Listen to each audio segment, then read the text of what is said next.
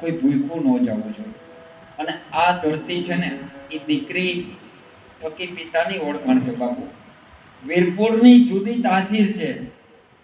વીરપુર, હું ગુજરાતીમાં બોલું છું, તમે દક્ષિણ ગુજરાતથી આવેલો છો, હું ગુજરાતીમાં બોલું છું મારી કાઠિયાવાડી ભાષામાં, કે વીરપુરની જુદી તાસીર છે કે શબ્દ એક શોધો તો સંહિતા મળે, અને કૂવો જ્યાં ખોદો ત્યાં ગંગા અને જમુના નીકળે, અને વાવો મહાભારત તો ગીતા પ્રગટે.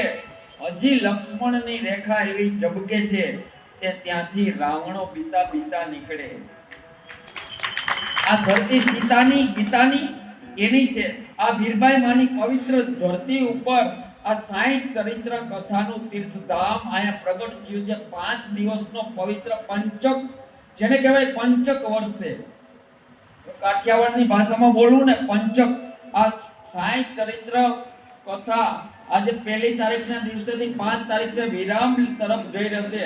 ત્યાં સુધીમાં જેટલો પંચક વર્ષે ને, તો અમારા કાઠિયાવાડી ભાષામાં એમ કહું ને કે મુન્ના બાપુ વર્તમાન સમયની અંદર એટલું બોલે છે કે આજ આનંદ, આજ ઉછરણ, આજ સલુણા નેહ સખી અમારે જલિયાણ જોગી ધામમાં. આ જોવો ને 60 ચરિત્ર કથાનો પંચક વર્ષે